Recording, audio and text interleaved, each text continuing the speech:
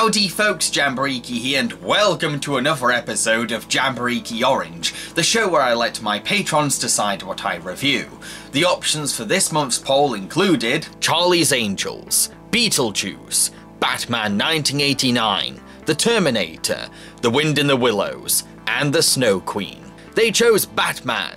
Bruce Wayne is a very rich man, but he's secretly dealing with the grief of losing his parents. So, to cope with this pain, he dresses up as the superhero Batman and fights crime at night. However, while trying to take on gangster Jack Napier during a police setup, Batman accidentally lets Jack fall into a vat of toxic chemicals. Surprisingly, Jack survives the dive, but comes back in the form of a new persona, an evil clown called the Joker. And this crooked maniac plans to take over Gotham City. Meanwhile, journalist Vicky Vale is intrigued by the subject of Batman and begins investigating who this Cape Crusader could be, only to end up crossing paths with Bruce Wayne, and she falls in love with him. This Batman movie centers heavily on the theme of duality, how Batman is another side of Bruce Wayne, an alter ego that represents his repressed grief over his dead parents. While Bruce is a humble, laid-back man, hardly representing the stereotype of a rich, wealthy tycoon, Batman is his dark side, a menacing force that fights crime and puts fear into criminals. Bruce is haunted by the idea that Gotham is running rampant with thieves and murderers. This is what makes the dynamic between Batman and the Joker so strong. Batman represents justice and safety, while Joker is driven to cause chaos in the name of recognition and fame. Can somebody tell me what kind of a world we live in where a man dressed up as a bat gets all of my press?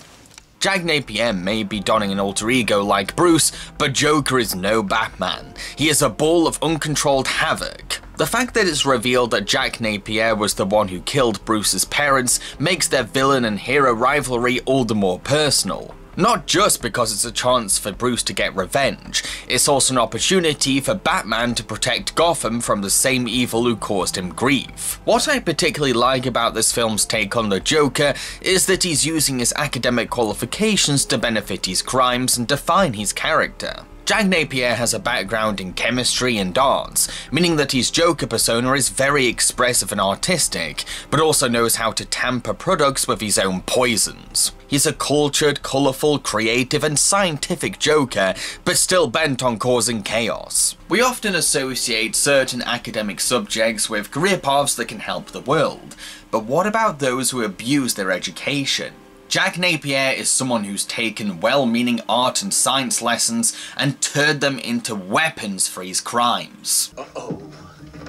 You don't look happy. He's been using Brand X. With new Joker brand, I get agreeing again and again.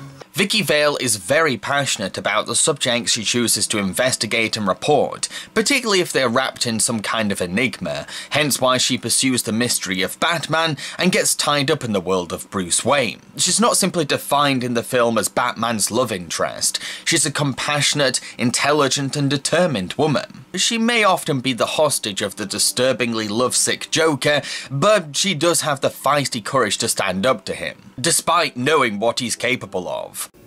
Well, how about a little you and me? You're insane.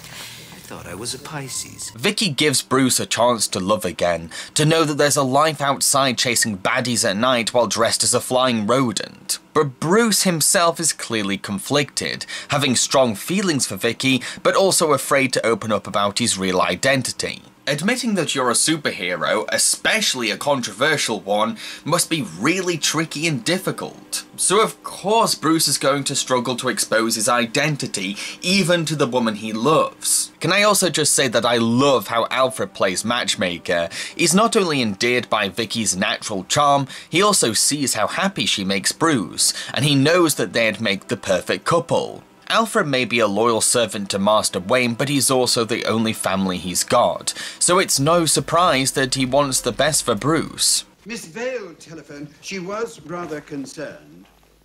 I feel that there's a certain weight that lifts when she is here. Alfred, why don't you marry her? That's not exactly what I had in mind, sir. I really love the look of this movie too. It's got this unique noir style, one that looks 1920s yet also somewhat modern, a very fitting aesthetic for a movie about uncovering mysteries and hunting criminals. Director Tim Burton gives this movie a lavish class, making for one hell of a bold and striking Batman film, laced with many images that give the film an iconic appeal. Danny Elfman, who is usually best known for creating rather whimsical music scores, composes a very theatrical soundtrack for the movie. His music perfectly captures the grand scope of Gotham, brings an intimidating yet noble presence to Batman. It really is one of Elfman's best music scores. Now, some have complained about the use of original songs by Prince, finding them out of place with Batman, but you know what? I'm fine with Prince's songs. They're not there for the sake of it, each song is used to fit Joker's intentions. When Joker storms the art gallery to vandalize it,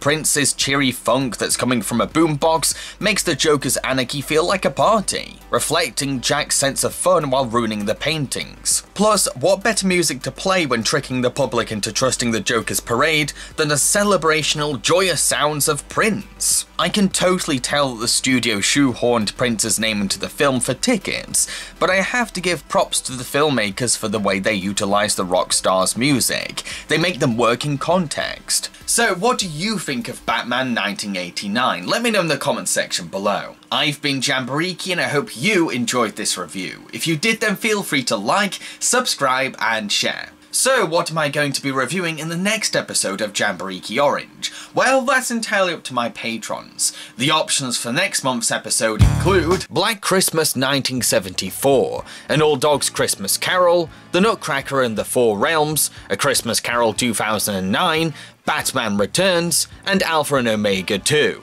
That's a pretty awesome selection, am I right? Now, don't forget that you have to become a patron in order to access this poll. What is a patron? Don't worry, I'll explain.